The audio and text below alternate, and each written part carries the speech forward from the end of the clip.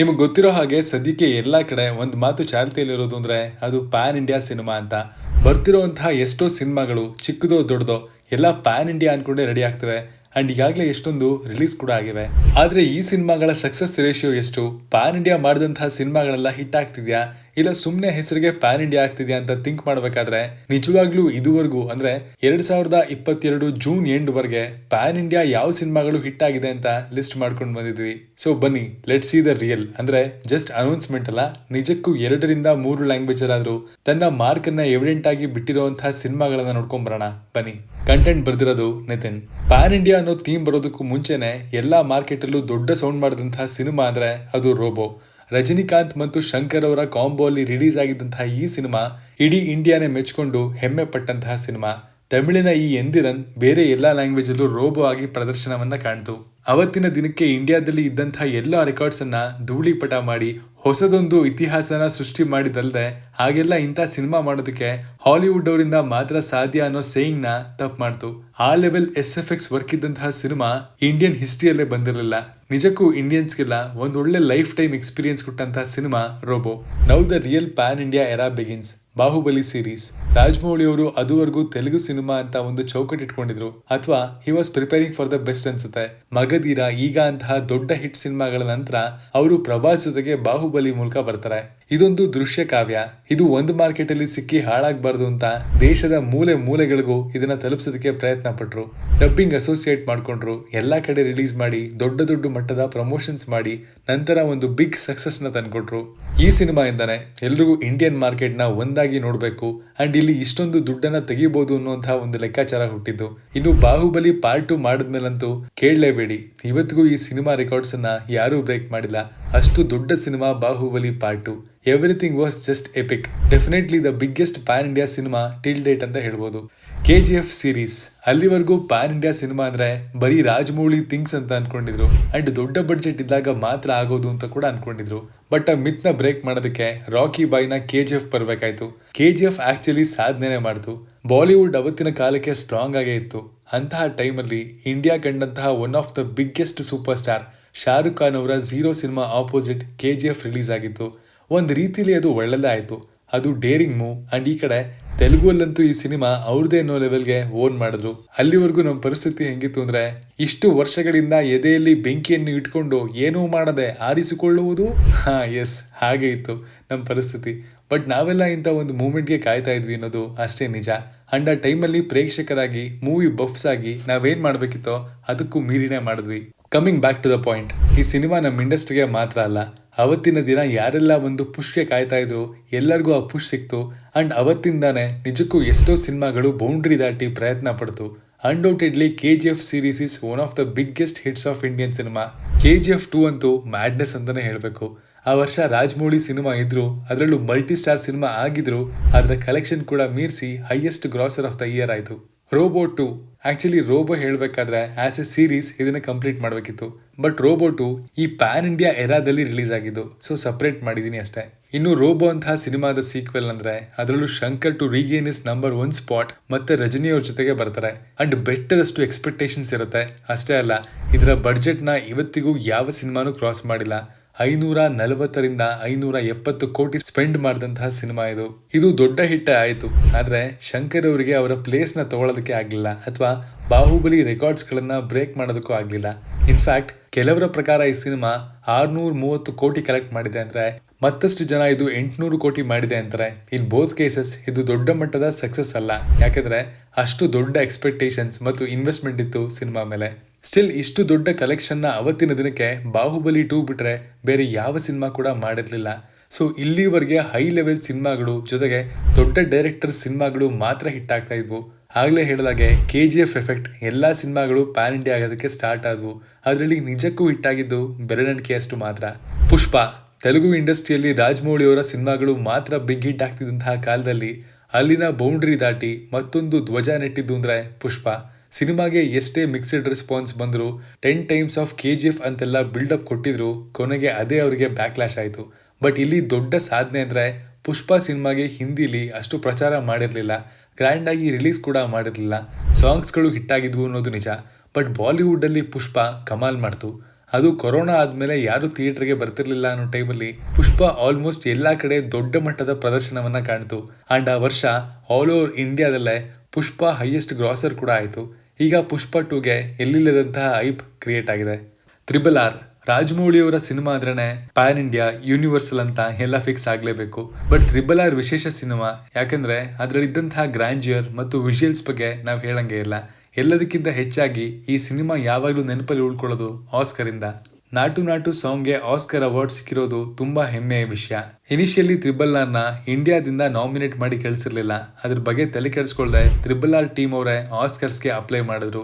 ಈ ಸಿನಿಮಾಗೆ ಎಷ್ಟೋ ಜನ ಹಾಲಿವುಡ್ ಡೈರೆಕ್ಟರ್ಸ್ ಅಂಡ್ ಲೆಜೆಂಡ್ಸ್ ಎಲ್ಲ ಹೊಗಳಿ ಖುಷಿ ಪಟ್ಟು ರಾಜಮೌಳಿ ಅವ್ರನ್ನ ಕಂಗ್ರಾಚುಲೇಟ್ ಕೂಡ ಮಾಡಿದ್ರು.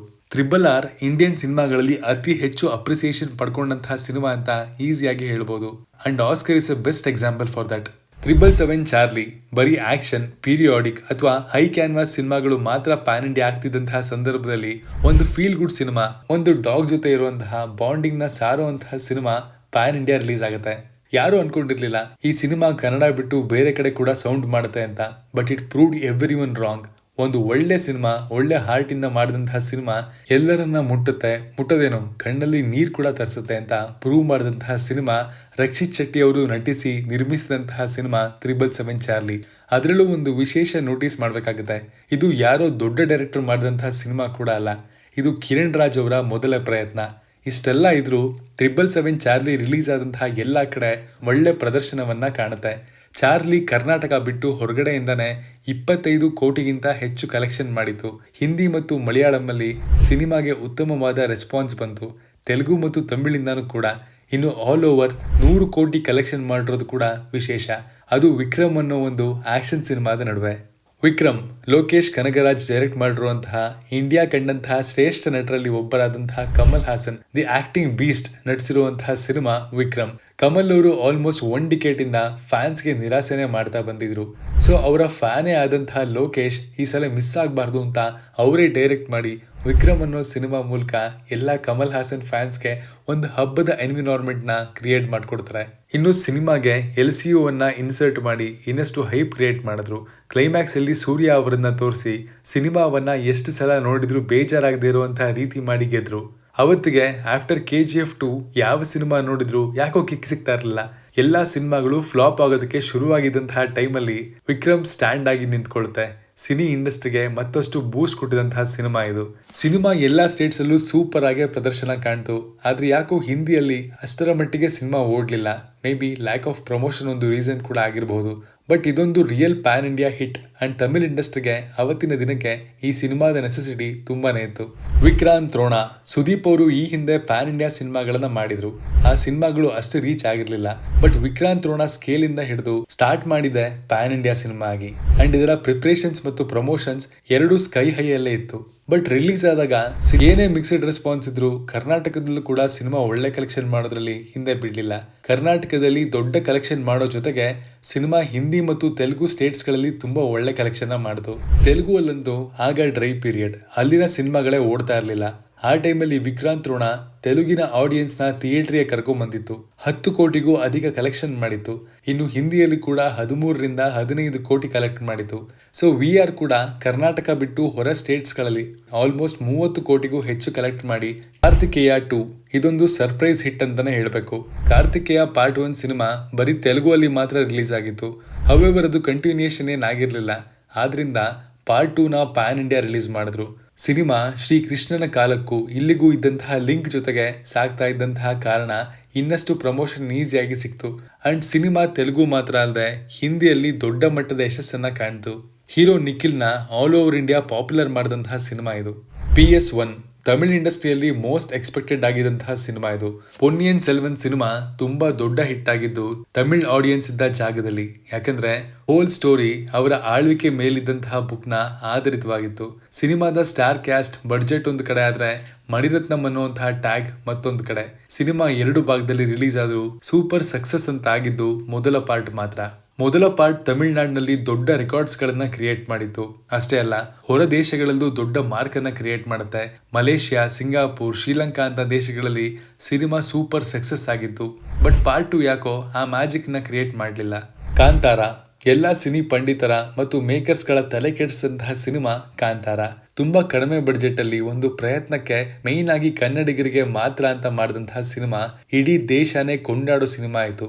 ಹೌದು, ಇದಕ್ಕೆ ರಿಷಬ್ ಅವರೇ ಹೇಳೋ ಹಾಗೆ the more rural is the more universal. ಅಂದ್ರೆ ಎಲ್ಲಾ ಕಡೆ ಅವ್ರದೇ ಆದಂತಹ ಆಚರಣೆಗಳು ಇರುತ್ತೆ.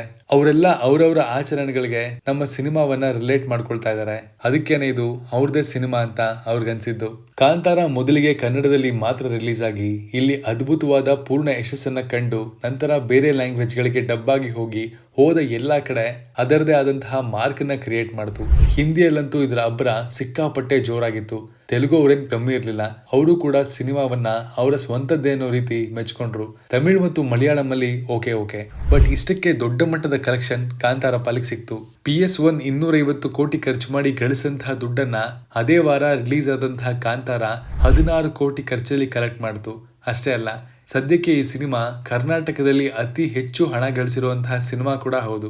ನಿಜ ಹೇಳಬೇಕು ಅಂದ್ರೆ ಆಫ್ಟರ್ ಕಾಂತಾರ ಯಾವ ಪ್ಯಾನ್ ಇಂಡಿಯಾ ಸಿನಿಮಾಗಳು ಕೂಡ ದೊಡ್ಡ ಹಿಟ್ ಕಂಡಿಲ್ಲ. 2023ರಲ್ಲಿ ಅಂತ ಸಿನಿಮಾಗಳು ಯಾವುದು ಬಂದಿಲ್ಲ ಕೂಡ. ಹಿಂದಿಯಲ್ಲಿ ಪ್ಯಾನ್ ಇಂಡಿಯಾ ಅಂತ ಅಲ್ಲದೆ ಇದ್ರು ಶಾರುಖ್ ಖಾನ್ ಅವರ ಪಠಾನ್ ದೊಡ್ಡ ಮಾರ್ಕ್ ಅನ್ನ ಆಲ್ರೆಡಿ ರಿಜಿಸ್ಟರ್ ಮಾಡಿದೆ. ಬಟ್ ಅದು ಕನ್ನಡ ಮಲಯಾಳಂಗಳಲ್ಲಿ ಡಬ್ ಆಗಿಲ್ಲ.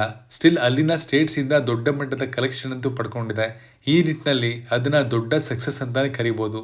ಸೊ ಈ ಸೆಕೆಂಡ್ ಹಾಫ್ ಅಲ್ಲಿ ದೊಡ್ಡ ಸಿನಿಮಾಗಳು ಇವೆ, ಕಾದ್ ನೋಡೋಣ. ಸದ್ಯಕ್ಕೆ KFI ಇಂದ KGF, KGF 2, 777 Charlie, Vikrant Rona ಮತ್ತು ಕಾಂತಾರ 5 ಸಿನಿಮಾಗಳು ಪ್ಯಾನ್ ಇಂಡಿಯಾ ಹಿಟ್ ಆಗಿದ್ರೆ ತೆಲುಗುವಲ್ಲೂ 5 ಸಿನಿಮಾಗಳು ಹಿಟ್ ಆಗಿವೆ.